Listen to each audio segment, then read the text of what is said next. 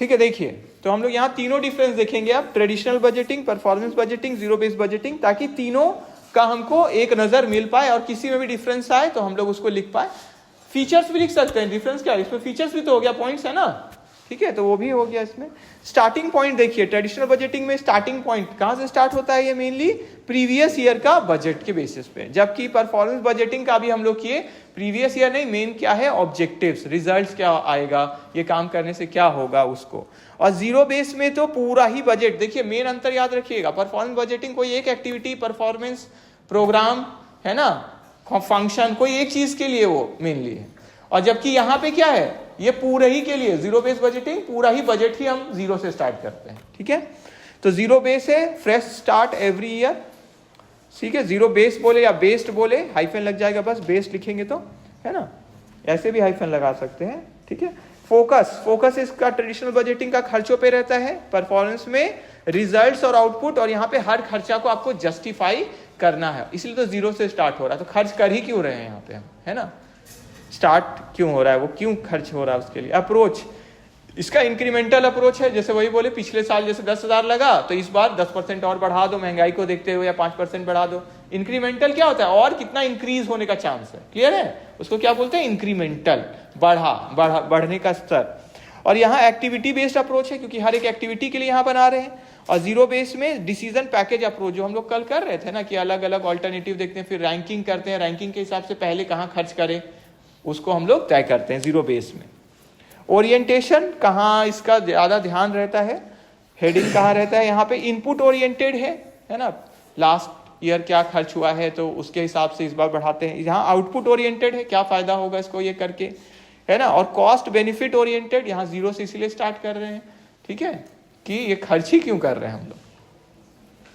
Justification of expenses, यहाँ not required for all items, सारे items के लिए, ठीक है, जस्टिफिकेशन कि आपको बताना कि ये क्यों जरूरी है यहाँ, क्योंकि ट्रेडिशनल बजटिंग है उसमें जरूरी वैसा नहीं है। यहाँ लिंक करते हैं हम लोग परफॉर्मेंस के साथ, ठीक है, तो यहाँ हम लोग देखेंगे कि जो हम खर्च किए हैं उसके हिसाब से हमको रिजल्ट प्राप्त हुआ है कि नहीं हुआ है, ठीक है। और इधर लास्ट है रिक्वायर्ड फॉर एवरी आइटम, क्योंकि हर सबको जीरो से ही स्टार्ट कर रहे हैं तो हर चीज का आपको जस्टिफिकेशन देना होगा, ठीक है, क्यों खर्चा हुआ इसके लिए। रिसोर्स एलोकेशन, ठीक है, तो मेन अंतर बस ध्यान में रखिएगा, बार बार इसलिए बोले तो कंफ्यूजन होगा कि परफॉर्मेंस और जीरो बेस में क्या है, वो एक एक्टिविटी के लिए भी बन रहा है, और जीरो बेस क्या है, पूरा ही बजट हम जीरो से स्टार्ट कर रहे हैं, समझ में आया। तो वहां तो खूब सारा एक्टिविटीज है ना, अलग अलग सब है, और यहाँ क्या है, कोई भी एक का भी हम बना रहे हैं, वो परफॉर्मेंस बजटिंग के अंदर आ गया। क्लियर हो गया आप सबको, ठीक है, ये है मेन चीज, ठीक है। जैसे आपका फेस्ट ही होता है, तो फेस्ट में हम लोग क्या करते हैं कि कितना स्पॉन्सर्स पैसा आएगा पहले तो, है ना, जो लोग स्पॉन्सर कितना पैसा आएगा, फिर खर्च कितना करना है आपको, तो उस आप देख पा रहे ना, मेरा ये लिमिट पहले ही से तय है, इसके अंदर ही ना हमको खर्च करना है, समझ में आया। तो ये किसके अंदर चला गया, परफॉर्मेंस बजटिंग के अंदर। क्लियर हो गया, उसको हम लोग बोल सकते हैं, क्यों, क्योंकि हम पहले से टारगेट भी फिक्स किए हुए हैं कि इतना में अचीव हो जाएगा ना, नहीं होगा तो फिर कैसे हम करें। और जबकि हम पूरा अगर अपना कॉलेज का ही बना दे बजट, कि चलो फेस्ट में पिछले साल हम लोग को कॉलेज से भी कुछ पैसा लगाना पड़ा था, सर्टिफिकेट और ये सब बनाना पड़ा था, वो कॉलेज से लगा था, तो मान लेते 15,000 तो कॉलेज का अपना पैसा लगा था, स्पॉन्सर का नहीं, मान लेते हैं। तो अब ये क्या हो गया, ये शुरू से ही हम लेके बना रहे हैं, और ये पूरा ही का बन रहा है, कॉमर्स डिपार्टमेंट के लिए इतना खर्च होगा, इकोनॉमिक्स के लिए इतना, ये फिर अलग अलग जो एनुअल फंक्शन होता है, ये अलग अलग जो प्रोग्राम होता है उसके लिए इतना खर्चा है, ठीक है।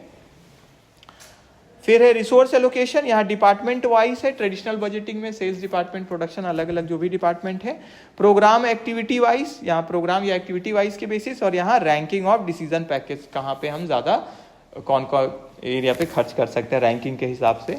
परफॉर्मेंस मेजरमेंट, कैसे यहाँ परफॉर्मेंस मेजरमेंट होता है, यहाँ लिमिटेड स्कोप है, क्योंकि पिछले ईयर के बेसिस पे हम बना दिए, तो अब क्या है, वो तो पहले ही हम बना दिए कि इस बार 10% या 5% लगेगा, तो उसके बेसिस पे हम अगर चल रहे हैं तो उतना परफॉर्मेंस को यहाँ नहीं आंक सकने का है।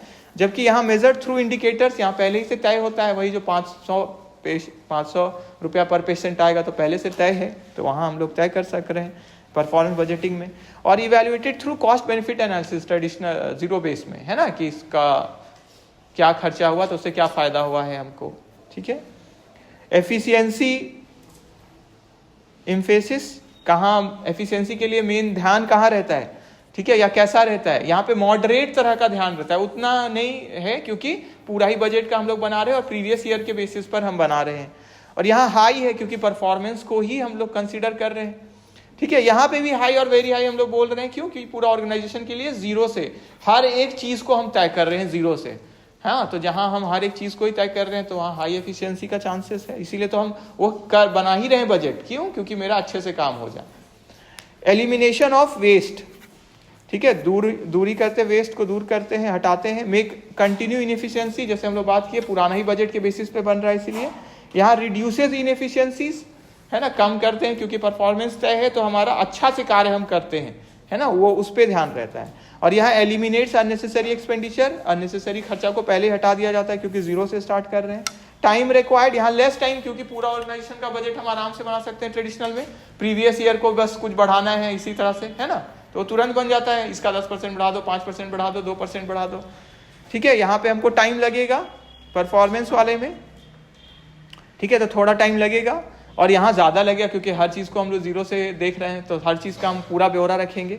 कॉम्प्लेक्सिटी, ये सिंपल है ना, सिंपल है क्योंकि आराम से बन जा रहा है प्रीवियस ईयर को देखते हुए। यहाँ मॉडरेट है, परफॉर्मेंस तय करना है तो थोड़ा आपको ध्यान तो देना होगा उस एक्टिविटी का। और यहाँ कॉम्प्लेक्स क्योंकि हर एक्टिविटी का आपको जीरो से देखना है कि इसका है, कुछ भी खर्चा हो रहा है तो क्यों हो रहा है, ठीक है, जरूरी है क्या, वो सारा चीज देखना। अकाउंटेबिलिटी, जिम्मेदारी देखिए इसमें लिमिटेड है क्योंकि ये तो पिछले ईयर से बन गया। यहाँ ज्यादा अकाउंटेबल है, सारा परफॉर्मेंस तय है, तो जितने भी मैनेजर्स है, डिपार्टमेंट्स है, सबको ध्यान देना पड़ेगा, हमारा ये टारगेट है, तब हम लोग ऑर्गेनाइजेशन को ऑब्जेक्टिव करेंगे। और यहाँ वेरी हाई अकाउंटेबिलिटी पूरा ऑर्गेनाइजेशन का ही है क्योंकि इसमें, वहाँ तो एक एक्टिविटी का इसका है। फ्लेक्सिबिलिटी, ये लेस फ्लेक्सिबल है क्योंकि प्रीवियस ईयर के बेसिस पे बन गया है तो वो तो बन गया, इजीली बन गया। यहाँ मोर फ्लेक्सिबल, प्रदर्शन को देखते हुए, है ना, ज्यादा यहाँ फ्लेक्सिबल है, मतलब इस बार हमारा हो सकता है पिछले बार से भी ज्यादा चल जाए क्योंकि चीजों का दाम बढ़ गया है, तो हम लोग पीछे से ही स्टिक नहीं करेंगे इस बार का भी देखते हुए। या कोई हम नया कार्य स्टार्ट कर रहे हैं जो पिछले साल था ही नहीं, तो उसका भी हम परफॉर्मेंस इंडिकेटर्स फिक्स कर लेंगे। यहाँ फ्लेक्सिबल बट डिटेल्ड है, ठीक है, फ्लेक्सिबल तो यहाँ भी है क्योंकि जीरो से एकदम चल रहे हैं हम लोग, और डिटेल में पर हमको उसको तय करना है, बनाना है। Suitability, stable and routine operations, ठीक है, एक जैसा जहाँ पे कार्य चलता रहता है। यहाँ गवर्नमेंट एंड सर्विस सेक्टर्स के लिए मेनली ज़्यादा, जैसे हम लोग देखें वहाँ पे ज़्यादा फायदेमंद है कि ज़्यादा खर्च ना हो जाए, है ना, क्योंकि वो पब्लिक का पैसा है, ठीक है, या सर्विस इंडस्ट्री है हम लोग, तो पहले से हम तय कर ले मेरा कितना खर्च लगेगा देने में, है ना।